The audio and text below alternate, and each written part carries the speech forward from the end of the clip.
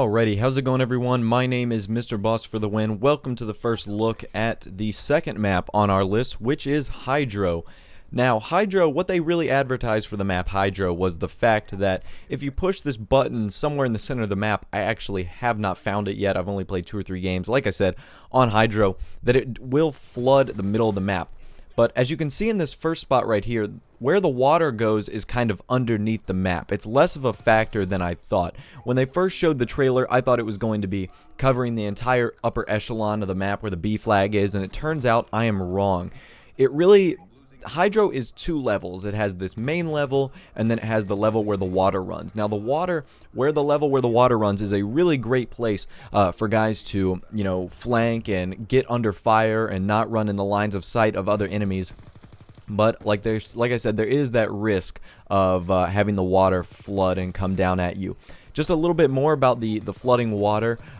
There is a pretty extensive warning that happens when the water comes. It's some Chinese or Pakistan or whoever guy.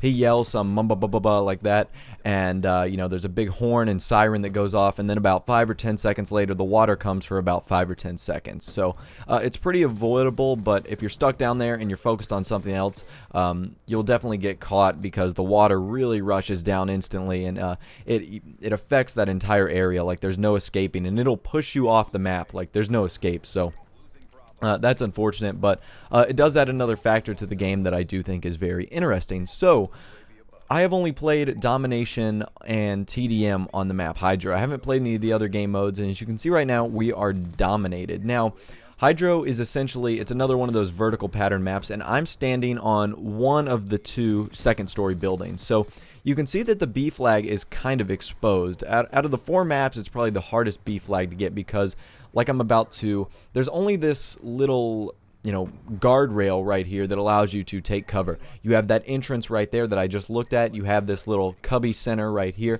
and you have those 2 buildings, like the one that has the 21 written on it, and then of course where I'm looking at right now if I wasn't calling in my lightning strike. This is what I'm talking about, like going underneath and being able to flank around. These patterns are really nice.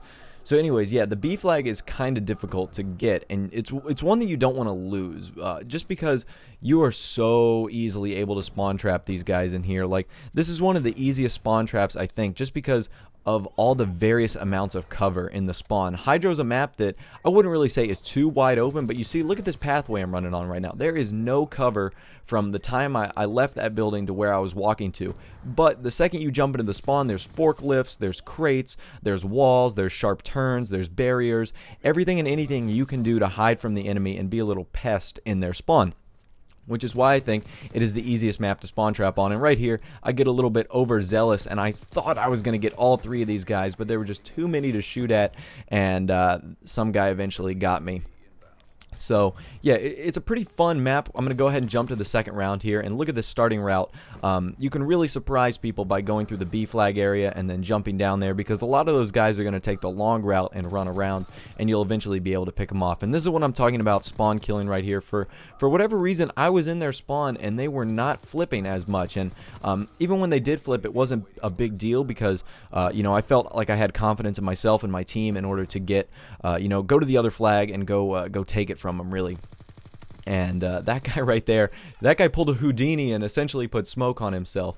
But yeah, one of the things I also recommend for this map is C4. You can see I use it a lot in this game, and that's because a lot of people like to camp. You saw that staircase to the left right there. A lot of people like to camp in that upper building, and they put shock charges and bouncing betties and a lot of things to prevent you from going up there. You see that little AXY swirly sign, whatever I just passed? That staircase right there, that's what I'm talking about.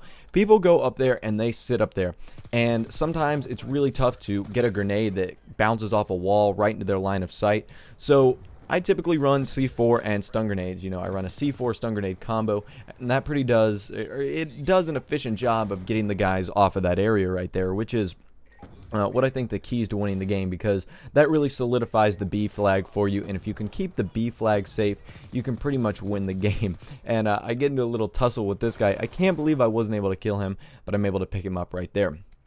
Now, you can see for the second half of this game, again, we flip, and I essentially do the same strategy. I just run over to this side of the map, C4 again right there, very clutch, and I'm able to get into their spawn. For whatever reason, they designed some really complicated spawns in this area. You see more like electrical boxes, more, you know, forklifts, etc. And that's another thing. The water extends to the spawn as well. So if the water comes and rushes out and you're in that area that I was just in right there, it's going to push you off the edge of the map. That's something I didn't notice, and I learned the hard way my first time. So, like I said, the water, it'll push you off the map. You got to be very careful when dealing with that.